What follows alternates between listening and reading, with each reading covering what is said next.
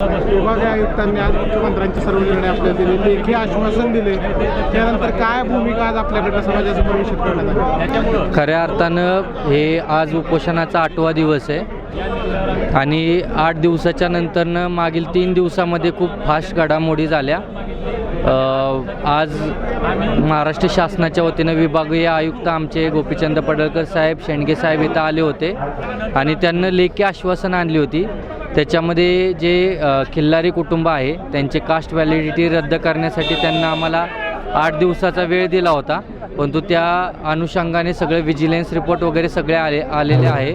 तरी आम्ही त्यांना सांगितलं की तुम्ही ते जर तुमच्याकडे सगळे डॉक्युमेंट आहेत तर तुम्ही ते 2 दिवसात कॅन्सल करावं, ही आमची प्रमुख मागणी होती।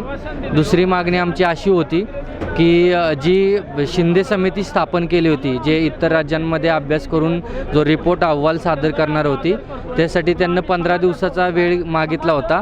परंतु जर अहवाल सगळ्यांचा आला आहे, अभ्यास सगळ्यांचा झाला आहे, तर आम्ही त्यांना सांगितलं की ते 2 दिवसात तुम्ही तो सगळा अहवाल सरकारला द्यावा। त्यानंतर आमची तिसरी मागणी अशी होती की महाराष्ट्रभर जिथं जिथं आंदोलनं झाली, या आंदोलनामध्ये आमच्या मल्हार योद्ध्यांवर जिथं जिथं केसेस पडल्यात त्या केसेस तात्काळ मागे घ्याव्यात।